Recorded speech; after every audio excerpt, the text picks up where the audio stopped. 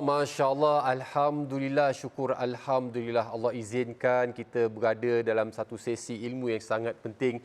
Ya, faham, Ramadan telah pun kita lalui dan sekarang ni kita berada bulan Syawal. InsyaAllah pada mereka yang dah memulai puasa 6 teruskan, dan pada masa yang sama debaran kian terasa. Kenapa pula berdebar? Ya, dah masuk bulan Syawal ni, dah mulalah kata orang tu debaran untuk terbang bagi menunaikan haji. Persiapannya saya kira semua baik-baik belaka. Alhamdulillah, hari ini kita nak beri tumpuan pada sesi seterusnya. Alhamdulillah.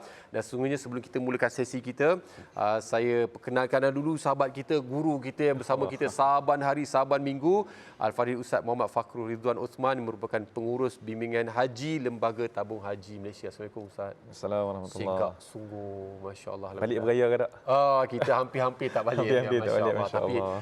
merayu ke doktor tu kan. Baliklah doktor, tolonglah doktor kan. Alhamdulillah, syukur. Tapi Ustaz, yang paling penting kita sihat. Kita sihat, Alhamdulillah. Pada semua bakal-bakal tetamu Allah ni, tolong jaga kesihatan. Betul. Kan kita dah belasah, lemang, rendang sebagainya, darah mula naik kan. Gula Betul. mula naik, kita tak nak lah. Tolong jaga kesihatan. Dan nak terbang tak mau lagi ni, insya-Allah. Jadi tolong panjang-panjangkan bagi tu ahli keluarga. Ni tengok TV Hijrah sekarang ni, ada sesi istimewa. Hari ni kita nak berikan tumpuan kepada ibadah melontar, membina ketahanan jiwa. Saya nak mulakan dulu dengan satu petikan hadis insya-Allah daripada Jabir radhiyallahu anhu, berkata, maksudnya aku telah melihat Rasulullah SAW telah melontar dan baginda di atas untanya lalu bersabda, wahai manusia, ambillah kerja-kerja haji kamu, sesungguhnya aku tidak mengetahui apakah aku masih akan melaksanakan haji lagi selepas tahun ini. Masya Allah, inilah pesanan baginda Nabi Muhammad SAW buat kita hari ini. Hingga hari ini kita dapat, insya-Allah, mudah-mudahan tak lama je lagi dalam tahun ini kita bakal menunaikan ibadah haji sama-sama. Dan sebelum kita nak beri tumpuan kepada praktikal melontar, dah siap saya rasa tempat sana, kita dah, kata orang tu dah bersiap siagalah untuk tunjukkan praktikalnya. Tapi kita nak mulakan dulu dengan ulang siar semula lah. Apa yang telah pun kita belajar sebelum ni, ulang kaji kepada perjalanan haji kita. Ustaz, kita nak mulakan dulu dengan bermulanya daripada Arafah hinggalah kita singgah atau bermabit di Muzdalifah dan sampailah kita ke Mina sebelum kita bergerak melontar. Orang kata yang lalu terowong dan tak terowong tu semua tu kan. Kejap lagi kita akan sentuh. Tapi kita nak recap dulu sikit Ustaz. Baik. Silakan. Bismillahirrahmanirrahim. Assalamualaikum warahmatullahi wabarakatuh. Alhamdulillah, wassalatu wassalamu ala sayyidina Rasulillah wa ala alihi wa sahbihi wa man walah. Terima kasih Talib atas menemani InsyaAllah saya atas pentas ni. Kita maaf minggu lepas tak dapat teman. Tak apa, minggu lepas kita cerita minggu lepas. Saya takut orang confuse lah. Minggu lepas kat kerusi ni, minggu ni kat kerusi ni. Alhamdulillah. Ustaz, serba boleh Ustaz. Alhamdulillah. Cuma tak terlambat kot untuk kita ucapkan kepada para penonton selamat menyambut Hari Raya Aidilfitri, maaf zahir dan batin, kullu am wa antum bikhair. Baik, apabila kita menyentuh tentang persoalan haji ni kan Talib kan, apabila dah masuk sahaja satu Syawal, maka kita telah pun memasuki satu fasa yang dipanggil sebagai miqat zamani. Allah Subhanahu wa taala menyebutkan dalam Al-Quran, a'udzubillahi minasyaitonir rajim. Bismillahirrahmanirrahim. Al-hajju ashhurun ma'lumat. Faman farada fihinna al-hajj fala rafatha wala fusuqa wala jidala fil hajj. Haji itu pada bulan-bulan yang dimaklumi. Jadi apabila kita sebutkan tentang bulan-bulan yang dimaklumi ini bermula dari 1 Syawal sehinggalah terbitnya Fajar Sadiq pada 10 Zulhijjah, maka itu adalah bulan-bulan haji. Sesiapa yang berniat haji pada tempoh ini, maka niat hajinya itu dikira sah. Maka dia akan berada dalam ihram haji. Baik. Jadinya kita nak recap balik sebelum kita nak sentuh tentang persoalan melontar kita pada topik minggu ni kan. Jadi kita nak recap balik perbincangan kita yang lalu bermula daripada pergerakan jemaah haji menuju ke Arafah.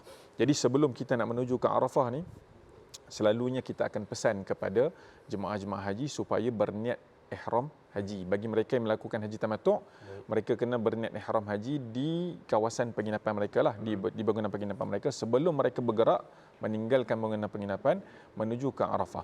Itu bagi yang melakukan haji tamattu'. Yang melakukan haji ifrad, yang melakukan haji qiran, mereka dah pun berada dalam ihram haji. Jadi apabila mereka telah pun keluar dari bangunan penginapan mereka menuju ke Arafah pada 8 Zulhijjah. Jadi orang mungkin akan tanya, kenapa kita tak pergi tarwiyah kan? Jadi tarwiyah ini adalah salah satu daripada perkara sunnah yang dilakukan oleh baginda Nabi sallallahu alaihi wasallam. Cumanya kalaulah kita ramai-ramai pergi tarwiyah dekat Mina tu, dikhawatiri kita tak sempat untuk masuk ke Arafah nanti. Jadi sebab tu tabung haji melaksanakan satu konsep, kita bawa jemaah-jemaah kita ini untuk pergi ke Arafah seawal 8 Zulhijjah. Jadi kita akan berkampung dekat sana pada 8 Zulhijjah lagi. Jadi sebelum mereka masuk kepada Arafah, dah pun diingatkan pehtas-pehtas pemimpin ibadat haji tanah suci telah pun mengingatkan kepada jemaah-jemaah ini supaya berniat ihram haji semasa mereka berada di bangunan penginapan. Kemudian mereka pun akan keluar menuju ke Arafah. Jadi sesampai saja mereka di Arafah, mereka akan duduk dan menunggu sehingga tibanya waktu wukuf. Jadi seperti mana yang disebutkan oleh Al-Fadhil Ustaz Syahrin dan juga Al-Fadhil Dr. Sirajuddin Siswadi Putra pada minggu yang lalu. Jadi kita pesan kepada jemaah-jemaah ini supaya meninggal ataupun kita simpan kita punya energi kita untuk perkara yang lebih penting. Jadi apabila kita berada di Arafah, kita nasihatkan supaya boleh untuk qiyamul lail, boleh untuk kita pulun beribadah, cumanya jangan terlalu pulun sampailah nanti bila sampai waktu wukuf kita jadi keletihan. Kehabisan tenaga. Jadi kita tak nak macam tu. Kita nak bagi prioriti kepada perkara yang lebih utama. Jadi kita nasihatkan kepada jemaah apabila berada di Arafah, rehat sebaik yang mungkin pada malamnya supaya kita dapat all out pada hari keesokannya tu. Kita dapat bermunajat dengan bersungguh-sungguh, kita dapat berdoa dan kita dapat melakukan sebanyak mungkin ibadah. Sebaik saja masuk saja waktu wukuf, sebaik saja tergelincirnya matahari pada 9 Zulhijjah, maka kita akan bersungguh-sungguh di dalam melakukan ibadah seperti mana yang ditunjukkan oleh baginda Nabi sallallahu alaihi wasallam. Nabi sallallahu alaihi wasallam bila berdoa ni sampai nampak putihnya ketiak baginda Nabi sallallahu alaihi wasallam tu. Nak kata sungguh-sungguh ni, sampaikan kalau kain Nabi sallallahu alaihi wasallam jatuh pun Nabi tak peduli. Nabi tetap berdoa kepada Allah Subhanahu wa taala. Tapi ada juga orang perempuan tanya kan, boleh tak kalau kami nak angkat tangan tinggi-tinggi? Jadi orang perempuan tak payahlah angkat tangan tinggi-tinggi. Cuma kesungguhan di dalam kita nak berdoa itu dizahirkan dengan permintaan kita, dengan tawajuh kita, dengan tadarru' kita kepada Allah Subhanahu wa taala. Jadi apabila mereka telah pun selesai berwukuf di Arafah, sebaik saja masuk saja waktu maghrib, kemudian mereka akan dibawa pergi ke Muzdalifah untuk melakukan wajib haji yang berikutnya, iaitu bermabit di Muzdalifah. Jadi mereka akan tunggulah dekat Muzdalifah tu, berlantaikan tanah, berbumbungkan langit. Ini yang kita sebutkan pada minggu yang lalu. Jadi jemaah-jemaah semua akan berada di Muzdalifah seperti mana yang diterangkan oleh Al-Fadhil Dr. Sirajuddin Siswadi Putra pada minggu yang lalu. Dinasihatkan kepada jemaah-jemaah ini supaya kalau boleh dapat tidur seketika di Muzdalifah itu cantik. Sebab apa kita nak recharge kan? Kalau handphone kita pun kita nak kena ada bateri, laptop kita pun kita nak kena ada bateri. Jadi badan kita pun kita kena ada juga bateri kita. Jadi bila sampai dekat Muzdalifah itu, maka kita nasihatkan supaya jemaah-jemaah ini carilah peluang untuk berehat seketika, untuk tidur seketika, supaya mereka dapat recharge balik tenaga mereka untuk melaksanakan ibadat yang lebih penting. Nak berjuang lagi ni. Nak berjuang lagi di Mina ni. Jadi apabila mereka berada di Muzdalifah, apa yang mereka nak buat? Jadi sunnah baginda Nabi sallallahu alaihi wasallam. Nabi sallallahu alaihi wasallam apabila berada di Muzdalifah, Nabi akan mendirikan salat fardu maghrib dengan isyak secara jamak takhir. Jadi boleh tak kalau kita nak lakukan begitu? Boleh, tidak ada masalah. Cuma fasiliti kita di Muzdalifah kan Talib kan. Taklah banyak seperti mana di Arafah. Kalau di Arafah tu tandas lagi banyak daripada di Muzdalifah. Betul. Jadi sesiapa yang lebih rasa senang untuk melakukan salat di Arafah, maka lakukan salat di Arafah. Nak mengambil sunnah Nabi sallallahu alaihi wasallam untuk melaksanakan salat secara jamak takhir di Muzdalifah, maghrib dengan isyak, maka itu lagi digalakkanlah sebab mengambil daripada perkara sunnah yang boleh kita lakukan. Jadi selain daripada itu, disunatkan juga untuk kita mengutip anak-anak batu di Muzdalifah. Walaupun semua jemaah-jemaah haji ini telah pun dibekalkan batu-batu oleh pihak muassasah. Semua orang akan dapat nanti uncang batu. Dalam tu dah ada lebih daripada 70 biji batu pun. Kan? Jadi kalau kita nak mengambil sunnah tersebut pun boleh kita ambil. Cuma minggu lepas ada orang tanya, nak kena tuang balik ke batu tu? Nak tuang balik guna masuk balik dalam kantong? Tak payahlah. Tak payahlah tuang balik kan. Jadi kita top up je. Top up je batu yang dekat Muzdalifah tu, kita masukkan dalam uncang dan kita tunggulah sehingga masuknya waktu bermabit di Muzdalifah. Jadi bilakah waktu bermabit di Muzdalifah ini? maka tabung haji akan keluarkan pekeliling ibadat. Selalunya dia akan keluarkan pekeliling ibadat sebelum jemaah berangkat meninggalkan ataupun sebelum jemaah pergi ke Arafah lagi dah keluar dah pekeliling ibadat tersebut. Bilakah masuknya waktu pertengahan malam bagi melaksanakan ibadat bermabit, ibadat tawaf dan juga ibadat melontar. Jadi apabila masuk sahaja pertengahan malam pada 10 Zulhijjah, maka telah masuknya waktu untuk beberapa jenis ibadat. Yang pertama sekali adalah bermabit di Muzdalifah. Jadi seseorang yang bermabit di Muzdalifah sebelum tibanya waktu tengah malam ni, kan, maka kalau dia keluar dan dia tak masuk balik, maka mabitnya tidak sah. Tak dikira lah. Tak dikira. Kata waktu tu tidak masuk lagi waktu yang tak masuk lagi waktu ni. menunaikan ibadah tu. Ya. Contoh macam kita nak raya lah. Kalau kita nak raya pun kena tengok anak bulan dulu. Kalau tak nampak anak bulan tak boleh raya tak. Faham. Jadi dah habis dah spekulasi raya Jumaat ke raya Sabtu. Baik. Jadi itu yang pertama. Masuk saja pertengahan 10 Zulhijjah tu, maka telah pun masuknya waktu untuk kita bermabit di Muzdalifah. Perkara yang kedua, apabila masuk saja pertengahan malam pada 10 Zulhijjah, maka telah pun masuknya waktu untuk kita melontar jamrah kubra. Ya. Ini ibadat yang kedua. Baik. Ibadat yang ketiga, apabila masuk saja pertengahan malam 10 Zulhijjah, maka telah pun masuknya waktu untuk kita tawaf dan sa'i bagi haji. Baik. Dan apabila masuknya pertengahan malam 10 Zulhijjah, maka telah pun masuknya waktu untuk kita bergunting dan juga bercukur.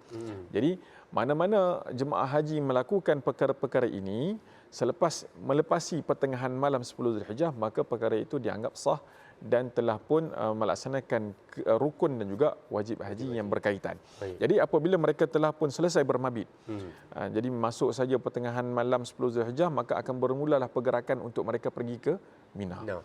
Jadi bila mereka nak pergi ke Mina tu akan dibawalah menaiki bas untuk masuk ke Mina. Jadi jemaah-jemaah haji ini tak sempatlah kot untuk ambil sunnah Nabi sallallahu alaihi wasallam. Nabi sallallahu alaihi wasallam akan berada di Muzdalifah sampailah Nabi solat subuh di Muzdalifah dan Nabi akan bergerak pergi ke Mina selepas tu. Cuma kita tak boleh buat macam tu. Kalau kita buat macam tu memang pergerakanlah sebab ramai. Izdiham dia panggil kesesakan yang terlalu melampau nanti. Padat sangat. Jadi pergerakan itu dibuat seawal pertengahan malam pada 10 Zulhijjah tu lagi dah dibuat. Jadi akan dibawa menuju ke kemah. Jadi jemaah-jemaah haji yang dah sampai ke kemah, kita akan nasihatkan supaya berehat. Masih lagi berada dalam keadaan ihram. Baik. Masih lagi berada dalam keadaan ihram untuk apa? Untuk mereka menyelesaikan ibadat wajib haji yang berikutnya, iaitu melontar jamrah kubra. Masya-Allah. Itu kalau kita boleh bayangkan, kita boleh visualkan pergerakan daripada titik permulaan pergi ke Arafah, bermabit di Muzdalifah, apa nak kena buat kat sana, insya-Allah kemudian kita ke Mina dan seterusnya. Katalah kita dibayangkan kita semua sekarang alhamdulillah berada di Mina dah. Ya. Seterusnya kita nak buat apa dan sebagainya. Kejap lagi kita akan tunjukkan secara praktikal. Siapa faham mungkin boleh tuliskan ruang komen seperti biasa di ruangan media sosial kita, faham ataupun ada soalan. Kejap lagi masa kita berehat seperti biasalah Ustaz. Seperti biasa Ustaz kena laksanakan. Kena buat overtime. Ya.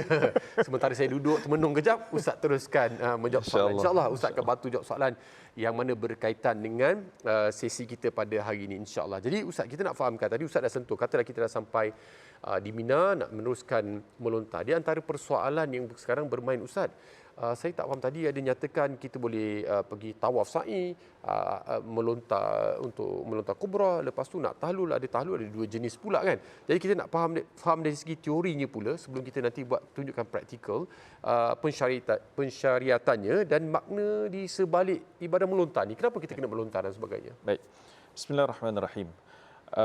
Bagi pensyariatan wajib haji melontar dan juga apakah makna yang tersirat di sebalik ibadah melontar ini.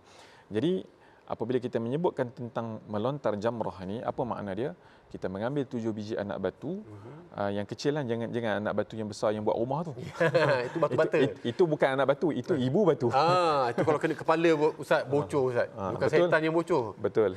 Kan. Jadi kita ambil 7 biji anak batu yang kecil dan pergi ke jamrah untuk kita melontar mengikut tertibnya. Jadi apabila kita sebut tentang mengikut tertib, bermula dengan lontaran itu pada lontaran Jamratul Kubra 10 Zulhijjah, diikuti dengan lontaran pada hari ke-11 ketiga-tiga jamrah.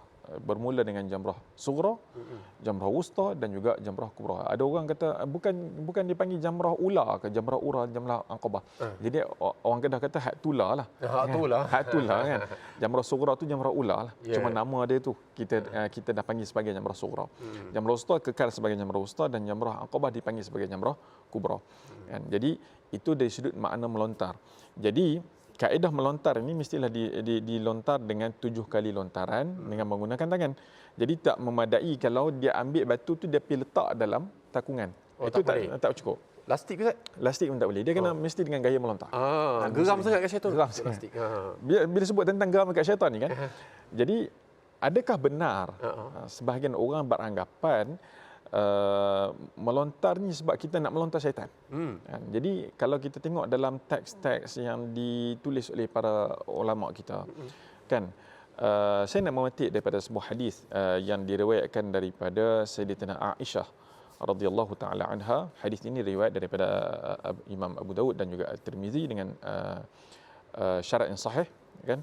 Rasulullah sallallahu alaihi wasallam bersabda dengan mafhumnya, sesungguhnya tawaf yang dilaksanakan di Baitullahil Haram, sa'i di Bukit Safa dan Marwah dan juga melontar jamrah ini disyariatkan untuk kita mengingati Allah Subhanahu wa taala. Jadi hikmah ataupun tujuan pensyariatan daripada ibadat melontar ini, kalau kita tengok daripada hadis yang saya sebutkan ini, ialah untuk kita membesarkan Allah Subhanahu wa taala dan juga untuk kita mengingati Allah Subhanahu wa taala. Dan perkara ini dijelaskan oleh Allah Subhanahu wa taala secara kita nak kata secara ringkas tu tidak, tetapi ayat itu kita katakan sebagai jami' mani', iaitu ayat yang kita pendek tetapi merangkumi makna yang pelbagai. Padat. Allah Taala kata apa? Wadhkurullaha fi ayyamin ma'dudat. Allah Taala kata ingatlah Allah Subhanahu wa taala pada hari-hari yang dibilang ataupun hari-hari yang tertentu. Bila kita sebut tentang ayat ini, bila dikatakan sebagai ayyami ma'dudat ini, maka disebutkan ayyami ma'dudat ini adalah pada hari 11, hari 12 dan juga hari 13. Maka kalau kita tengok daripada apa yang disebutkan oleh Al-Imam An-Nawawi rahimahullahu taala di dalam kitabnya Al-Idah fi Manasikil Haji wal Umrah, antara hikmah dan juga tujuan pensyariatan ibadat melontar ini, kata Imam Nawawi, ada syariat yang disampaikan kepada kita, kita dapat tahu apa tujuannya.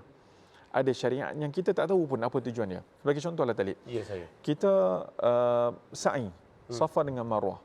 Jadi apa tujuannya? Jadi kita pun fikir, kalau dulu ialah Sayyidatina Hajar nak mencari air untuk Sayyidina Ismail alaihi wa alaina nabiyina sallallahu alaihi wasallam. Jadi pada hari ini takkan kita nak cari air lagi. Kalau kita nak cari air, tepi tu dah ada Zam-Zam dah kan. Jadi kita pun tak tahu apa hikmah daripada tujuan Allah Subhanahu Wa Taala suruh kita sa'i ni. Ya. Kan?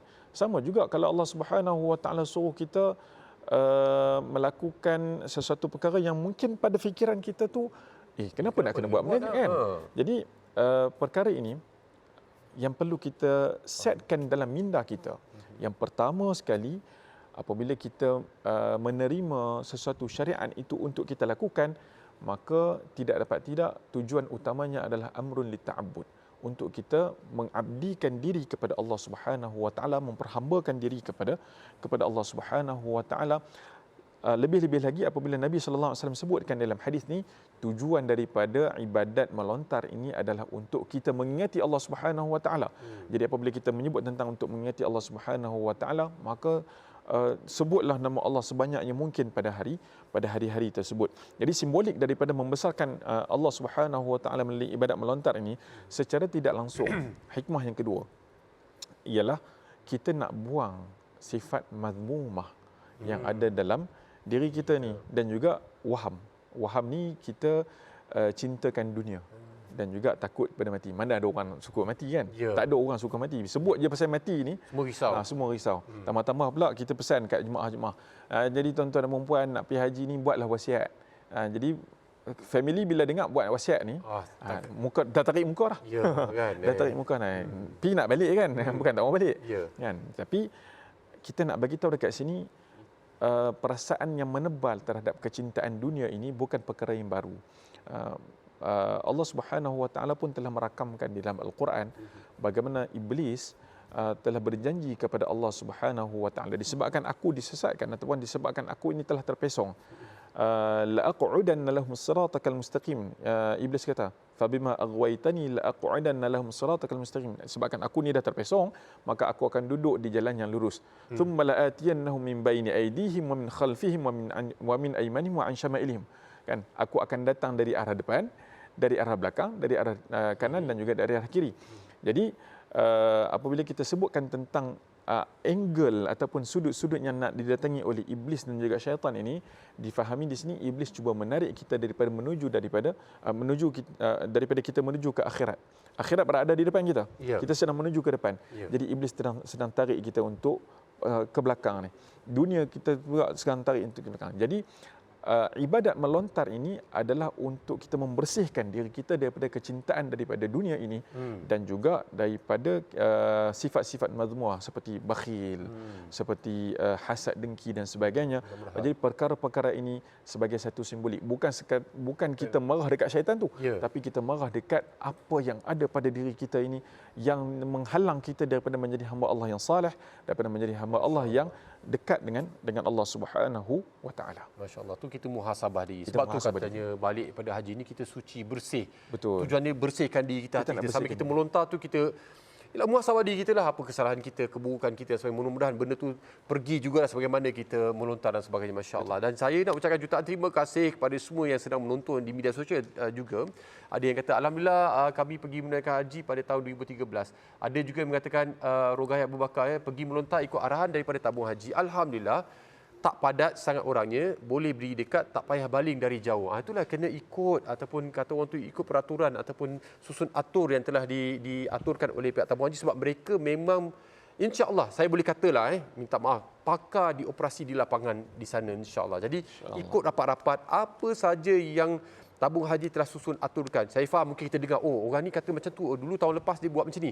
Itu cerita daripada mulut orang, daripada tahun lepas, situasi mungkin barangkali berbeza. Jadi tolong dapatkan maklumat terkini, ikut betul-betul apa yang diarahkan oleh pihak tabung haji ketika berada di lapangan tersebut. Barangkali perkara mungkin berubah, kita ikut saja insya-Allah, mudah-mudahan selamat, mudah-mudahan. Jadi kepada anda semua yang bertanya, ada juga macam soalan, Ustaz, tiba-tiba saya nak baling, batu saya kira-kira tadi tercicir, tak cukup. Boleh tak saya baling selipar saya? Contoh kan, ataupun anda kata saya tak larat lah Ustaz, saya nak baling-baling tak sampai, boleh tak saya suruh anak saya baling, saya perhati pada jauh? Boleh ke begitu? Atau Ustaz saya nak melontar, Ustaz saya nak melontar sekali 7 jam terus kan, supaya cepat habis.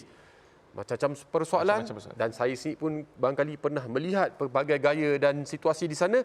InsyaAllah tabung haji akan berikan panduan selepas ini, maka teruskan menonton, kita belajar sama-sama insyaAllah. Subhanallah, Masya Allah, inilah saat yang dinanti-nantikan. Kita nak tunjuk secara praktikalnya. Dan sesungguhnya sebelum tu kita pun nak faham. Sebab pergerakan untuk melontar ni dia ada hari-hari dia, dia ada tempat-tempat dia. Maka insya-Allah kita akan berikan tumpuan kita Ustaz, kita nak fahamkan pada waktu-waktu melontar ni dan apa kita nak buat. Termasuk juga jenis-jenis melontar. Takut nanti kita silap, ni tiang keberapa lah. Nak baca signboard tak jumpa pula. Jadi Ustaz bantu kita buat persiapan awal insya-Allah. Baik. Bismillahirrahmanirrahim. Alhamdulillah wassalatu wassalamu ala sayyidina Rasulillah wa ala alihi wasahbihi. Saudara talib, sidang penonton yang dihormati sekalian. Jadi seperti mana yang kita sebutkan tadi, apabila masuk sahaja pertengahan malam 10 Zulhijjah, maka telah pun masuk waktu untuk kita melontar jamrah kubra. Jadi apabila jemaah-jemaah haji ni dah dibawa kan, mereka dah dibawa dari Muzdalifah menuju ke Mina, mereka akan ditempatkan di kemah masing-masing dan kita akan suruh, kita akan minta kepada jemaah-jemaah haji ini untuk berehat dahulu. Sampailah kita keluarkan satu arahan untuk jemaah-jemaah haji ini keluar untuk melontar jamrah kubra. Jadi, apabila kita sebutkan tentang jenis-jenis melontar, dia ada melontar jamrah kubra bagi 10 Zulhijjah. Kemudian dia ada melontar jamrah sughra, wusta dan kubra bagi 11 Zulhijjah. Sughra, wusta dan kubra bagi 12 Zulhijjah. Dan sughra, wusta dan kubra bagi 13 Zulhijjah. Ini adalah tertib ataupun kita sebutkan jenis-jenis lontaran yang ada bagi hari-hari bermula dari 10 Zulhijjah sampailah ke 13 Zulhijjah. Jadi kalau nak mengikut tertibnya, apa yang kita nak buat mula-mula dahulu. Jadi apabila jemaah haji dah pun sampai ke kemah, kita lukis kemah dekat sini kan. Okey, kemah. Tak apalah. Jadi tak jadi tu cerita lain. Kan? Ini Nanti, kemah. Ustaz. Jadi jemaah haji akan keluar menuju ke Jamrah. Kita katakan ini adalah kompleks Jamrah.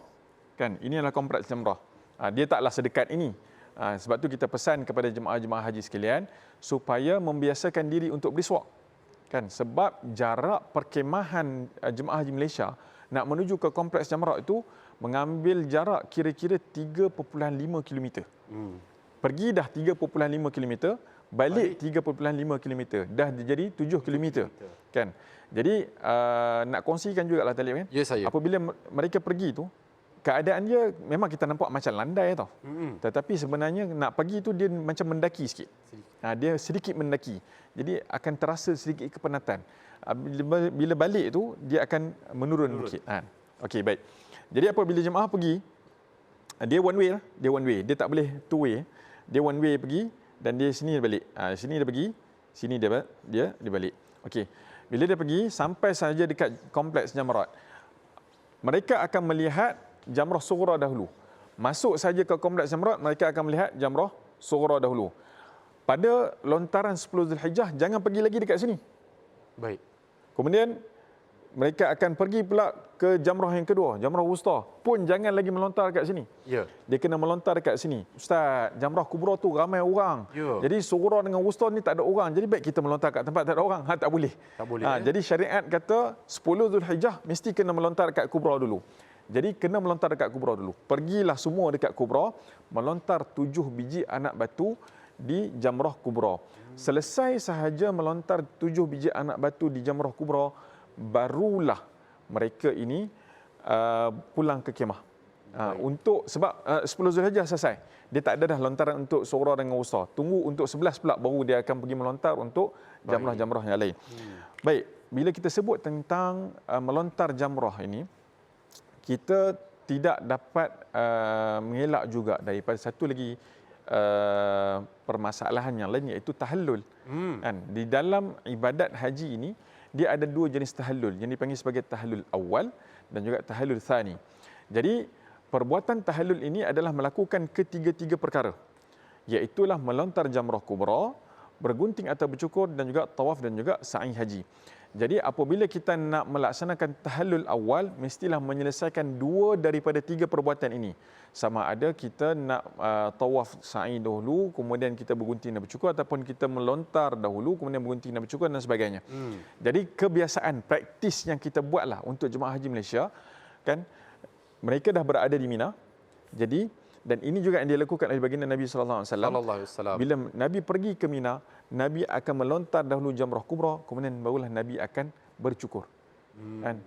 Bercukur, maka dia dah dapat dah tahallul awal di situ. Itu dipanggil tahlul awal. Dia dipanggil tahlul awal. Jadi apabila kita sebut tentang dah dapat dah tahlul awal ni, jadi mereka ni, jemaah haji ni, dah pun boleh buka kain ihram mereka. Alhamdulillah. Boleh tukarlah pakaian, boleh pakai baju raya dah. Ya.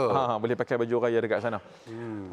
Cumanya masih lagi terikat dengan tiga larangan ihram yang lain. Maklum. Yang berkaitan dengan perkahwinan. Mereka tidak boleh untuk melakukan muqaddimah persetubuhan.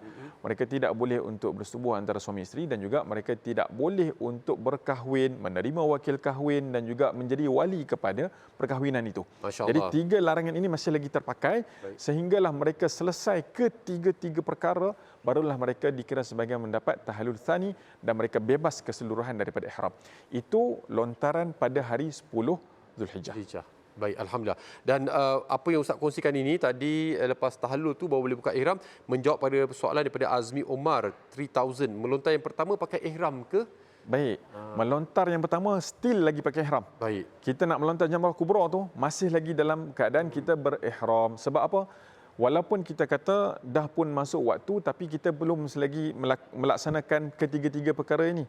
Jadi untuk kita cabut ihram kita itu, mestilah kita buat dua daripada tiga perkara. Kebiasaan seperti yang saya sebutkan tadi, kita melaksanakan ibadat melontar jamrah kubra dan juga kita bergunting dan bercukur, barulah kita melaksanakan, barulah kita melepaskan ihram Betul. kita. Alhamdulillah. Dah terjawab ya soalannya, alhamdulillah. Jadi ada juga yang bertanya ni, Ustaz, ada tarikh-tarikh tertentu ni, hari tasyrik pertama, kedua, ketiga, apa membezakan dia? Kat mana, kenapa ada 3 hari? Ataupun kalau saya nak buat 2 hari je, apa kesan kepada ibadah saya? Baik. Apabila kita sebutkan tentang jamrat ataupun ketiga-tiga jamrat ini kan. Tadi kita dah sebut pada hari yang ke-10 kita melontar bagi jamrah kubra. Ya. Sahaja. Ya. Jadi Jadi jamrah hari ke-10 tidak ada dalam sini. Dia atas dua sini. ni dua ni tak ada. Dua tu tak wujud. Untuk hari tidak 10 dua ni tak ada. Baik. Dia hanya satu saja. Jadi jemaah haji pun akan pulang ke kemah. Bila mereka pulang ke kemah, mereka akan tunggu sampailah masuk waktu bagi hari yang ke-11. Tadi kita sebut masuk waktu bagi jamrah kubra adalah pertengahan malam 10 Zulhijjah. Adakah masuk waktu bagi melontar ketiga-tiga jamrah ini pertengahan malam juga? Jadi di sini ada 3 pandangan. Baik. Kan? Saya ringkaskanlah daripada 3 pandangan ini.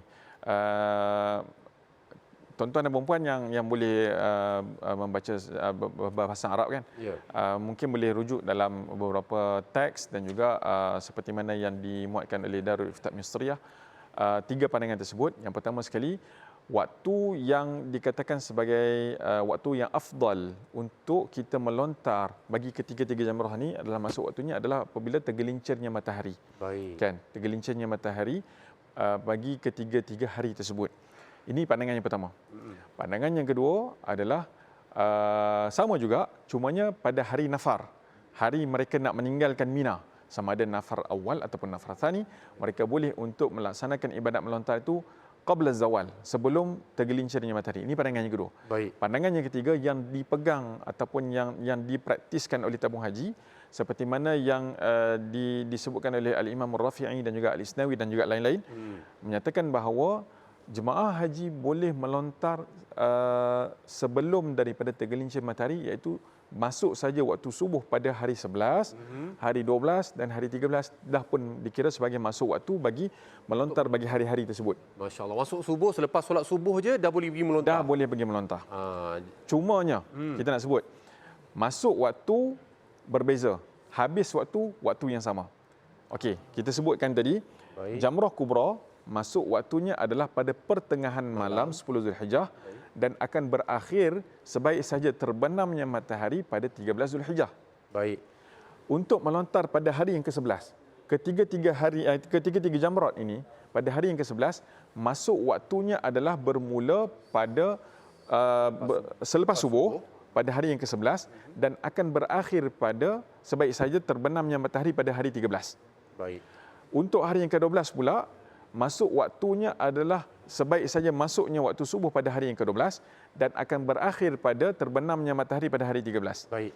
Dan hari yang ke-13 pula, masuk waktunya adalah pada hari yang ke-13, masuk subuh pada hari ke-13 dan terbenam juga, berakhir juga pada sewaktu terbenamnya matahari pada hari ke-13. Jadi berakhir pada waktu yang sama, masuk waktu itu adalah waktu yang berbeza. Jadi tak bolehlah pada hari ke-11 kita nak melontar untuk hari ke-12, tak boleh. Belum masuk waktu belum lagi. masuk waktu lagi. Faham. Tak nampak anak bulan tak boleh raya. Jangan buat. Okey. Maklum jelas Ustaz. Jadi Alhamdulillah. apabila saya sambung sikitlah. Ya, silakan. Apabila kita masuk pada hari yang ke-11. Bila masuk pada hari yang ke-11, kita akan mula melontar sebaik saja masuk saja azan subuh pada hari yang ke-11, kita akan melontar yang pertama sekali jamrah sughra. Baik. 7 biji anak batu. Baik. Diikuti dengan jamrah wusta. 7 biji anak batu. Dan kemudian jamrah kubra 7 biji anak batu. Baik. Kan? Kemudian baru kita pulang ke kemah. Baik, selesai menunggu dah. pula pada hari yang ke-12. Begitulah sampai hari Begitulah pada hari ke-13. Tadi Talib ada tanya, boleh tak kalau dia nak melontar 2 hari saja, dia tak nak melontar 3 hari? Ya. Jawapan saya boleh. Bukan jawapan saya, tapi jawapan dalam syariat itu boleh. Ya, baik. Jawapan dalam syariat itu boleh. Sebab apa? Allah Subhanahu Wa Taala sendiri sebut dalam Al-Quran. Tadi saya sebut dah ayat wadhkurullaha fi ayyamin ma'dudat. Allah Taala sambung daripada ayat tersebut, faman ta'ajjala fi yawmaini fala ithma alaih wa man ta'akhkhara fala ithma alaih. Mereka yang nak meninggalkan bumi Mina setelah 2 hari mereka berada di Mina, maka tidak menjadi dosa kepada mereka. Kalau mereka nak melengkapkan 3 hari juga tak menjadi dosa kepada mereka. Ini bermaksud jemaah-jemaah haji boleh untuk memilih kalau dia nak melontar dan bermabit sampai hari yang ke-12 sahaja. Hari ke-13 dia tak mau melontar dah, boleh. Dengan syarat dia kena buat nafar awal. Nanti kita akan sebut nanti. Kemudian kalau dia memilih untuk melontar ketiga-tiga hari, maka itu adalah lebih baik dan mengikut sunnah baginda Nabi sallallahu alaihi wasallam. Subhanallah, masya-Allah. Alhamdulillah ramai kata faham Ustaz. Ni ada sahabat kita di media sosial juga menyatakan bahawasanya Ini daripada Salma Ismail. Jangan rasa sukar dengan cara melontar. InsyaAllah ikut saja panduan daripada tabung haji. InsyaAllah. Jadi saya kira semuanya akan jelas.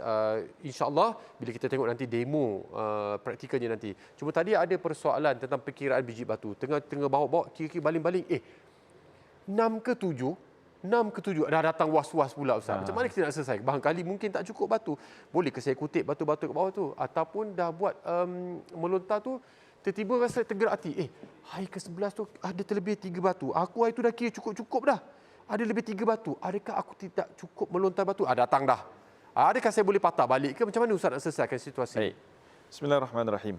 Bagi isu 6 ke 7, 7 ke 8. Baik. Okey. Kalau kita tak cukup bilangan rakaat solat, 2 ke 3, 3 ke 4, kita akan ambil yang kurang lah. Kan? Kalau 3 ke 4, kita ambil yang kurang, 3. Kalau 7 atau 8, tak apalah, Alhamdulillah. habislah. Habis dah lah. 7 atau 8 habislah sebab 7 biji anak batu je. Jadi kalau 6 atau 7, kita ambil 6. Baik. Cumanya, kita nak nasihatkan juga kepada jemaah-jemaah haji ni supaya tidak was-was ketika mana melontar. Sebab itu, antara syarat sah melontar ini adalah melontar 7 biji batu dengan yakin. Dengan jelas, dengan yakin. Dengan yakin. Kan? Jadi, hilangkan perasaan was-was tu. Jadi, kalau mana-mana jemaah haji lah kan, yang ditimpa penyakit was-was. Dari Malaysia lagi dia ada was-was ni. Ambil wuduk ni sampai basah baju-baju. Kan? Jadi, apa yang boleh kita sarankan, perbanyakkan baca surah An-Nas. Kan? Perbanyakkan baca surah An-Nas. Ini salah satu daripada kaedah rawatan yang boleh kita lakukan untuk diri kita sendiri. Untuk kita menghilangkan penyakit was-was tersebut. Jadi apabila kita sebut tentang 6 atau 7, maka kita ambil yang kurang. Sebagai nak meyakinkan bilangan batu yang kita melontar. Yang kedua, bilangan batu tak cukup. Kan? Kita bawa rasa macam dah cukup dah tadi. Mungkin ada tercicir lah kot. Kan? Ataupun ada kawan kita yang meminjam. Kan? Dia tak cukup batu, dia pinjam dengan kita punya. Jadi menyebabkan kita pula yang tak cukup batu. Boleh tak kita nak kutip batu-batu dekat bawah? Jawapannya boleh. Boleh. Kalau kita ambil batu dekat bawah pun hukumnya sah. Cuma sebahagian mengatakan makruh. Untuk kita mengambil batu-batu yang berada di situ untuk kita melontar. Kalau kata terdesak lah. Kalau kita terdesak, sebab tu kita nasihatkan supaya bawa lah batu tu lebih sikit. Kan? Bawa batu tu lebih sikit supaya kita tetap dalam keadaan yang bersesak begitu, kita tak tahu kadang-kadang mungkin ada orang Perak pula kata tercicir. Tercicir. Alah. Tadi orang Kedah ni orang Perak pula kata tercicir kan batu tu. Jadi kita ada spare. Kan? Kita ada batu spare yang boleh kita gunakan untuk kita melontar di ketiga-tiga jamrat tersebut. Ustaz, dari segi saiz kan, sebab batu tu dia agak umum ya. Tadi kita dah batu bata tidaklah Ustaz, tu besar sangat. Batu tu besar ibu jari ke, penumbuk ke, besar mana nak bawa? Batu tu kalau kita nak sebutkan, kalau ikut daripada tulisan para ulama kita, sebesar seakan-akan sebesar ruas anak jari ibu jari kita ni, ataupun sebesar kacang kuda. Kacang kuda. Sebesar kacang kuda tu. Itu dah dikira sah. Baik, cuma jangan ambil yang besar sangat. Bila ambil yang besar sangat, itu tak panggil anak batu macam kita sebut tadi. Itu ibu batu. Itu ibu batu. Baik Ustaz, jadi kiranya macam ni Ustaz tadi kan, kalau katalah kita melontar-melontar tu, dia dah sampai Malaysia baru datang was-was ke, ataupun dah keluar daripada kawasan Mina tu, dah habis tarikh tu, baru datang was-was macam tak cukup lah. Betul, dia yakin memang betul tak cukup. Kena dam tak Ustaz? Baik. Apabila kita sebut tentang tak cukup bilangan dan memang yakin tak cukup. Baik. Yang pertama sekali kita kena faham. Untuk kita sahkan jamrah sughra ini mesti melontar dengan 7 biji anak batu. Bila kita sebut 7 biji anak batu, kita dapat melontar dengan 7 biji anak batu dengan yakin, maka sah. Itu yang pertama. Baik. Bila dah 7 biji anak batu dengan yakinan ni, baru kita akan berpindah yang kedua. Baik. Jamrah wusta, 7 biji anak batu, sah, kita yakin, maka sah. Baik. Kan? Pergi dekat yang ketiga, jamrah kubra, 7 biji anak batu dengan yakin, maka dia akan jadi sah. Katakanlah dia ragu, dia was-was. Dekat sini dia kata, tak cukup 2 biji anak batu. Ketika pada hari 11 inilah? Pada hari 11. Contohlah, pada hari 11 kan? Pada hari 11, kat sini dia hanya melontar 5. Baik. Bila 5, kemudian dia pergi kat sini, dia jadi 7. Sini pun 7. Baik. Adakah yang ni dengan yang ni sah? Jawapannya adalah tidak sah untuk balingan jamrah wusta dengan jamrah kubra. sebab yang ni tak cukup. Yang ni tak cukup. Masya-Allah, baik. Jadi dia kena cukupkan yang ni dulu. Ustaz, kalau lontar tu kena patah balik ke sini ataupun saya boleh dia bolehlah kot ni sebab dia jamrat juga saya lontar kat jamrat kubra tu. Tak boleh. Oh, tak boleh. Dia mesti kena cukupkan dekat jamrah sughra. Patah balik sini. Kena patah balik kat jamrah sughra. Baik. Barulah dia boleh berpindah kepada jamrah wusta, kemudian jamrah kubra. Saya lontar 2 biji atau saya kena mula balik pada awal 7? Tambah 2 je, top tambah up 2 je, top up 2 je. Baik. Tapi selalunya susah kalau kita nak patah balik sebab polis jaga kat situ dan polis tak bagi. Dia kan saya sebut tadi dia one way. Baik. Dia one way. Okey. Katakan 5 biji anak batu, kita nak patah balik nak U-turn ni jauh ni, jauh. Kan? Apa kaedah yang kita boleh buat? Kita melontar pada waktu malam contohnya. Kita melontar pada waktu malam. Jadi kita pergi awal esok pagi tu. Baik. Sebelum masuk waktu subuh untuk kita lengkapkan balingan 2 lagi dekat Sughra. Tambah di sini 2, baik. Kemudian baru kita lengkapkan yang 7 sini dan juga 7 dekat sini. Barulah lengkap bilangan anak batu bagi hari yang ke-11. Kemudian apabila masuk sahaja waktu subuh pada hari yang ke-12, kita melontar balik dekat Sughra, 7 biji anak batu, wusta 7 biji anak batu, kubra 7 biji anak batu. Mesti kena cukup 7 biji anak batu setiap satu sebelum berpindah ke jamrat yang berikutnya. Katakanlah tak cukup juga, kan. Sini dah cukup dah, okey. Ini situasi kalau tak cukup dekat Sughra, yang lain semua tak sah. Okey. Katakanlah hari yang kita nak balik, kan, hari kita nak nafar. Semua dah komplit. Kita dah buat dengan begitu yakin. Sini 7 biji anak batu. Baik. Ketiga-tiga hari cukup. Baik. 3 hari. Sini pun 7 biji anak batu. Baik. Cukup. Yang ini pula pada hari yang last tu spoil sikit. Baik. Dia jadi 5. Baik. Kan? Tak cukup 2 biji anak batu. Lalu dia pun pulang. Bila dia pulang tengok-tengok rupa-rupanya dalam uncang dia tu ada 2 biji anak batu memang dia spare untuk dia melontar dan dia yakin tak cukup. Dan waktu melontar dah pun habis. Dia pun dah sampai ke Mekah dah pun. Jadi apa dia nak kena buat? Dia kena keluarkan bayaran untuk ketidakcukupan 2 biji anak batu di jamrah kubra ni, iaitu 1 anak batu bersamaan dengan 1 cupak makanan. Satu cupak makanan lebih kurang dalam 5 rial macam itulah. Baik. Kan? Jadi kalau tak cukup 2 biji anak batu, 2 cupak makanan. Katakanlah dia tak cukup. Tadi tak cukup 2. Ya. Sekarang tak cukup 3. Dia hanya melontar 4 saja. Jadi dalam kitab sebut, kan, dalam Imam Nawawi sebut dalam kitab Al-Idah, yang tidak mencukupi bilangan 3 biji anak batu dan ke atas, maka perlu dikeluarkan dam, iaitu dam yang dikenakan adalah dam tertib dan takdir. Baik. Iaitu kena sembelih seekor kambing. Maklum. 3 dan ke atas tu nisbah dia. 3 dan ke atas nisbah dia kena keluarkan dam. Kalau sebiji 1 cupak makanan. 2 biji 2 cupak makanan. Baik. 3 dan ke atas kena keluarkan dam. Masya-Allah. Jadi itulah kita ni kalau boleh ikut tertib, tenang-tenang ikut apa kata tu pesanan petas kita berada di lapangan, kan. Jangan kita kelang kabut, takut nak cari suami lah, tertinggal lah sebagainya. Jangan takut, insya-Allah selamat. Dengar saja arahan daripada Tabung Haji. Ustaz kata satu lagi, kalau kata saya nak buang rasa was-was ni, saya lontar. Saya memang bagi ekstra lah Ustaz. Bagi ekstra? Bagi ekstra. 7 saya bagi ekstra 7, 8, 9. Puas hati aku. Memang confirm aku baling 9. Macam mana tu Ustaz? Baik. Kalau kita bagi ekstra tu sebab was-was, maka itu tak digalakkan lah. Oh, tak digalakkan. Tak digalakkan sebab kita nak mengajar supaya kita buat ibadat itu dengan yakin. Kan? Sebab tu kita sebut antara syarat sah melontar jamrat ini adalah melontar 7 biji batu dengan yakin. Jadi kalau kita saja-saja nak baling ekstra disebabkan kita nak menghilangkan was-was kita tadi itu, maka itu satu perkara yang kita katakan tak digalakkan di dalam perbuatan ibadat kita.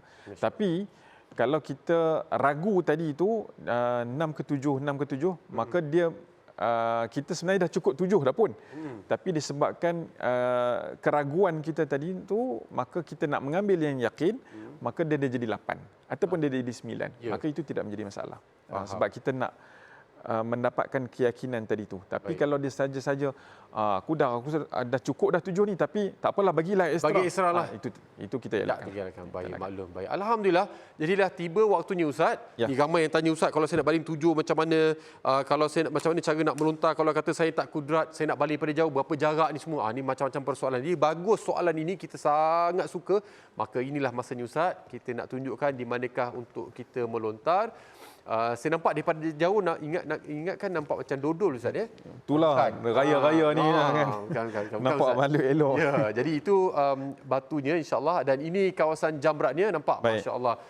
Saya kira ini tempat yang jelas. Ini memang kalau kata tu dia punya benteng Ustaz dia. Betul. Jadi kita nak tahu adakah batu tu nak lepas benteng ke, kalau kena benteng saja dikira ke, kena tak syaitannya ke, contohlah kan, dikira tak melontar jamrat dan sebagainya. InsyaAllah kita jawab persoalan. Silakan Ustaz, kita tunjuk demo dan sebagainya, nak lontar, nak baca apa dan sebagainya. Apakah tips-tips barangkali daripada tabung haji yang ada banyak pengalaman, insyaAllah mudah-mudahan kita dapat melontar dengan yakin 7 biji insyaAllah. Baik, bismillahirrahmanirrahim. Bagi melontar di kawasan jamrat, kita bermula dengan jamrat kubra. Kan? Jamrat kubra, antara perkara, kita ambil perkara sunnah yang boleh dilakukan untuk kita melontar pada jamrah kubra itu adalah dengan cara kita mengirikan Mekah. Mengirikan Mekah. Kita anggap Mekah ni sebelah kiri saya. Baik. Dan Mina sebelah kanan saya. Baik, maklum. Kan? Itu antara perkara sunnah yang dilakukan oleh Nabi sallallahu alaihi wasallam ketika mana berada di jamrah kubra. Baginda sallallahu alaihi wasallam akan mengirikan kiblat dan akan menganankan Mina. Oh, tu tadi ada yang tanya dalam media sosial, Ustaz, nak kena menghadap kiblat ke? Jadi untuk jamrah kubra pada hari 10 Zulhijjah, sunnahnya begitu. Kita kirikan kiblat dan menganankan Mina. Baik. Kan? Dan kita melontar dengan 7 biji anak batu. Kan? Jadi ketiga-tiga jamrat pada hari 11, 12 dan 13 pun sama. Juga dengan 7 biji anak batu bagi setiap jamrat. Ni 3, 6, 7. Okey, baik. Yakin Ustaz Yakin. Yakin. Jadi apabila kita nak melontar, sebelum sampai ke tempat jamrah kubra, kita berada di Arafah. Kita dah niat tadi kita sebutkan, berniat di hotel, kemudian kita sampai dekat Arafah, kita duduk kat Muzdalifah. Sunnah yang kita kena banyakkan ketika itu adalah bertalbiyah. Kan? Labbaik Allahumma labbaik, labbaik la syarika lak, labbaik innal hamda wan ni'mata lak wal mulk la syarika lak. Sepanjang-panjang kita berada dalam ihram itu, maka kita disunatkan untuk kita memperbanyakkan talbiyah sehingga kita berada di kawasan jamrah kubra untuk kita melontar jamrah kubra pada hari yang ke-10. Baik. Maka apabila kita nak memulakan lontaran pada hari yang ke-10, disunatkan kita untuk bertakbir. Kan? Maka kita mulakan dengan lontaran pada hari yang ke-10 itu dengan takbir. Bismillahirrahmanirrahim, Allahu Akbar. Kan? Dia terkeluar balik. Bila dia keluar balik, dia tak masuk dalam takungan. Maka adakah sah? Adakah kita nak baling itu bagi kena tembok atau kena masuk dalam takungan? Maka yang perlu dibuat adalah masuk dalam takungan, bukan kena tembok tu. Kalau kena tembok dia patah balik, dia tak masuk dalam takungan, maka lontaran itu tidak dikira. Oh, masya-Allah, subhanallah. Jadi kena masuk lepas dekat takungan, bukan kena kat dinding batu tu. Bukan kena dekat dinding batu. Dia kalau kena tu okeylah, tapi selalunya antara takungan itu dengan batu dia ada jarak. Dia ada jarak. Selalunya apabila kita memilih waktu yang sesuai untuk kita melontar, contohnya macam jemaah haji Malaysia, kita akan bawa mereka untuk melontar pada waktu malam. Jadi waktu tu dia memang dah lengang sikit kan. Jadi kita boleh rapat sampai dekat takungan dan kita boleh melontar dengan yakin supaya dia masuk dalam takungan. Saksikan, mata kita saksikan dia masuk. Saksikan dia masuk ke dalam takungan. Jadi kalau terkeluar tadi tu, kena tambah lagi satu lagi. Faham. Tu dia. Tu agaknya tadi kata, tadi batu tu terbang, dia melanting ke mana? Masuk tidak? Barangkali tu datang was-was je lah tu saja. Jadi kita nampak. Jadi kita baling, Bismillahirrahmanirrahim, Allahu Akbar. Kan? Masuk, Alhamdulillah. Bismillahirrahmanirrahim, Allahu Akbar. Bismillahirrahmanirrahim, Allahu Akbar. Bismillahirrahmanirrahim, Allahu Akbar. Bismillahirrahmanirrahim, Allahu Akbar. Bismillahirrahmanirrahim, Allahu Akbar. Jadi kita tambah satu lagi. Tadi kan? Ini spare tadi. Spare tadi kan. Bismillahirrahmanirrahim, Allahu Akbar. Yakin. Dan dah selesai. Bila dah selesai, maka selesailah balingan ataupun lontaran pada hari yang ke-10. Begitu juga pada hari yang 11, hari 12 dan hari 13 untuk ketiga-tiga jamrah dengan syarat yang sama, melontar dengan 7 biji anak batu dengan yakin dan melontar dengan gaya melontar. Kan? Melontar gaya melontar. Ini kita tengok tali kan. Okey. Baik Ustaz. Bismillah. Okey. Ini dah macam batu seremban. Kan? Jadi boleh tak kalau kita nak buat macam ni? Lontar macam tu pula Ataupun kita nak pergi masuk macam tu je. Jadi itu tidak memadai. Oh, tidak dikira sebagai melontar. Tidak dikira sebagai melontar. Melontar ni dengan gaya rajaman. Dengan gaya rajaman. Maka kita melontar dengan penuh tenaga kita, dengan gaya melontar yang sebenarnya. Orang perempuan pula janganlah angkat tinggi-tinggi. Dia still dengan gaya melontar tetapi dengan tidak mengangkat tangan dengan terlalu tinggi. Kan? Macam tu dah memadai. Ustaz, katalah kudrat dia tak kuat. Dia lontar macam tu je. Pun jarak dia ada jauh sikit. Macam mana Ustaz dia nak supaya dia yakin yang dia dapat? Ataukah perlu dia pergi berapat sedekat mungkin? Tidak ada masalah kalau dia nak rapat dengan boleh pegang Ustaz? Boleh pegang, tak ada masalah. Tidak membatalkan melontaran dia. Tak seperti mana kita tawaf tak boleh pegang Hijri Ismail. Ini melontar tidak ada masalah untuk kita pegang. Kawasan takungan jamrat itu tidak ada masalah. Jadi kalau kita nak serapatnya mungkin dan kita nak melontar, mungkin disebabkan kalau dia bukan atlet lontar peluru pun kan.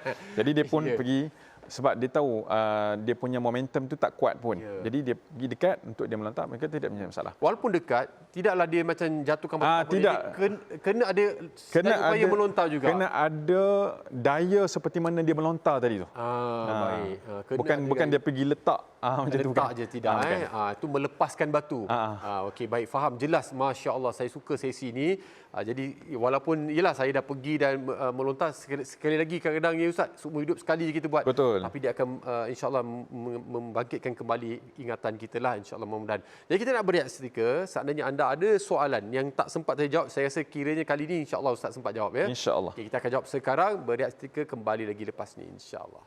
Syukur, alhamdulillah, maklum balas daripada para penonton. Jelas Ustaz. Terima kasih. Semoga Allah memberkati segala usaha Ustaz dan juga tabung haji dalam menerangkan secara terperinci, insya-Allah. Seterusnya, belum lagi tamat Ustaz ya.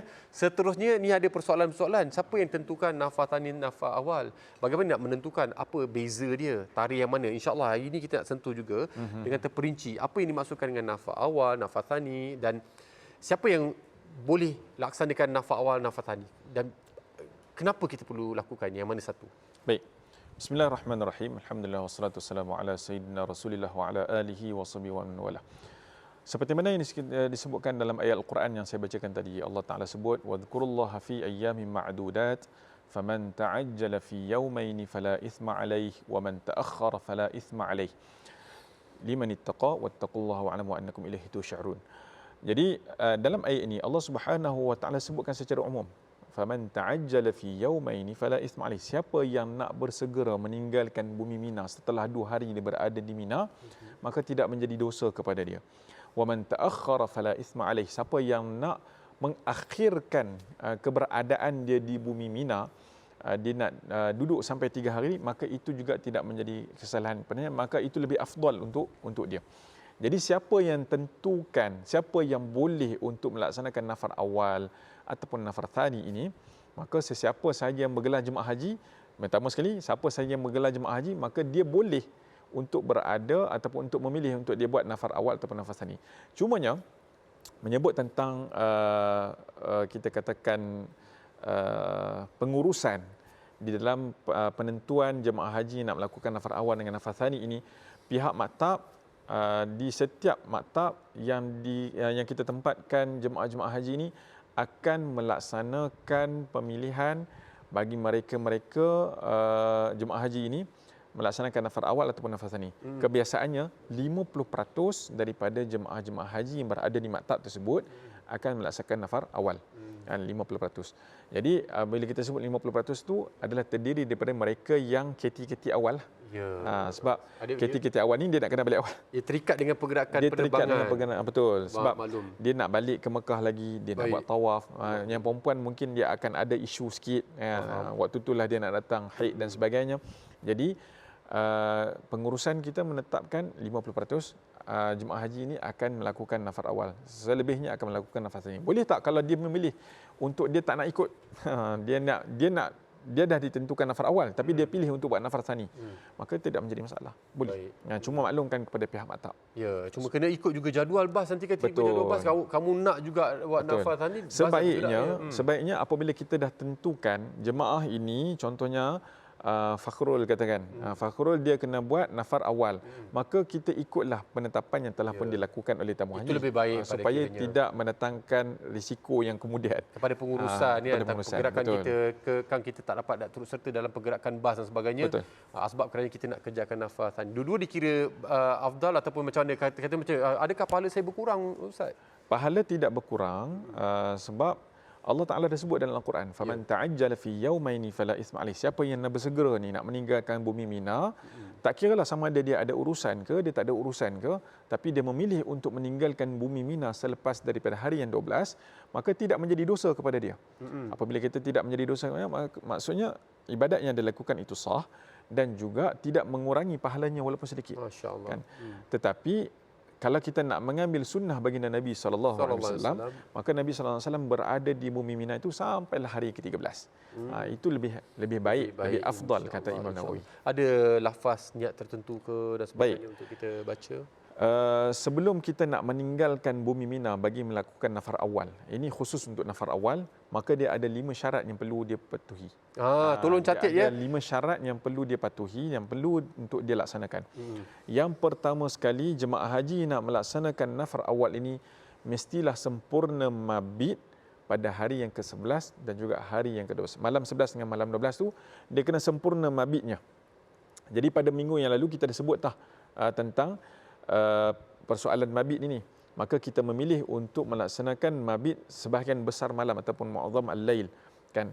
Maka itu lebih afdal untuk dilakukan oleh jemaah-jemaah haji. Maka dia kena sempurna mabit dia pada malam yang 11 dan juga malam yang 12. Kalau tak sempurna pada malam 11 ataupun malam 12, maka dia tidak mencukupi syarat untuk dia melakukan nafar awal. Dia kena buat nafas thani. Itu syarat yang pertama. Syarat yang kedua, dia mestilah sempurna ketiga-tiga lontaran bagi hari yang 11 dan juga hari yang 12. Kena sempurna. Kena sempurna. Baik. Untuk sempurna hari yang 11 dengan hari yang 12 ini juga, dia kena sempurna melontar pada hari yang ke-10. Jadi dia kena sempurna 7 biji batu pada hari yang ke-10 untuk jamrah kubra. Sempurna 21 biji anak batu untuk jamrah sughra, wusta dan kubra pada hari yang 11. Dan 21 biji anak batu untuk sughra, wusta dan kubra pada hari yang ke-12. Jelas. Dia kena sempurna bilangan lontaran tersebut. Itu yang kedua. Yang ketiga, syarat yang ketiga, dia mestilah berniat untuk meninggalkan bumi Mina sebelum dia keluar dari Mina. Pada hari yang ke-12. Baik. Macam mana niat dia? Nawaitu sauma qadim. Bukan nawaitu sauma qadim. Orang catat Ustaz. Dia percaya ke Ustaz ni? Dia tidaklah ada nawaitu dan sebagainya. Cukup dengan kita qasadkan ataupun kita lalukan lintasan kat hati kita yang kita nak meninggalkan bumi Mina untuk kita melaksanakan nafar awal. Itu dah memadai. Baik. Kan? Itu syarat yang ketiga. Syarat yang keempat, untuk dia meninggalkan bumi Mina, dia mestilah keluar dari bumi Mina tersebut sebelum terbenamnya matahari pada hari yang ke-12 Zulhijjah. Katakan dia keluar pada malam 13, maksudnya dah terbenam matahari, baru dia nak keluar. Maka nafar awalnya itu tidak dikira. Dia kena buat nafar thani, kena melontar. Dia kena mabit untuk malam yang 13 dan dia kena melontar untuk hari yang ke-13. Jadi pergerakan dan kiraan waktu tu penting dia kena tahu. Kiraan waktu penting. Dan yang kelima, syarat yang kelima, dia berazam untuk tidak kembali semula ke Mina bagi tujuan bermabit dan juga melontar. Tak ada dah nak bermalam ni semua, tak ada. Tak ada dah. Bila dia keluar tu, keluar terus. Tak ada patah balik. Kalau dia patah balik tu disebabkan ada barang tertinggal, itu tak dikira. Tapi kalau dia patah balik tu dengan tujuan, aku rasa macam nak bermabit satu malam lagi sebab tengok kemah dah lapang kan. Sebelum dia duduk kat kemah tu bersempit kan. Ini kemah dah lapang, jadi dia datang untuk mabit. Maka nafar awal tadi tu dikira batal. Dia kena buat nafar thani. Ya, masya-Allah. Saya kira yang terbaiknya adalah kita jangan, yalah, maksudnya kita ramai, kita ada jadual yang telah pun ditentukan oleh tabung haji dan sebagainya. Jadi kita mungkin dengar cerita sebelum-sebelum ni, dia buat nafas ni, kita pun nak ikut juga. Tapi sebenarnya ikutkan perkiraan, tabung haji dah susun jadual seelok-elok. Dah keluar sebagainya. Jadi saya kira terbaiknya adalah ikut saja apa jadual yang ditentukan oleh tabung haji. Jadi Ustaz, kita dah tengok tadi pergerakan, kita dah buat demo, alhamdulillah, mudah-mudahan saya yakin dan pasti semakin jelas. Persiapan pun dah makin kata orang tu dari segi mental, dari segi teorinya dah ada dan nampak secara visual, tinggal insya-Allah nak melaksanakannya.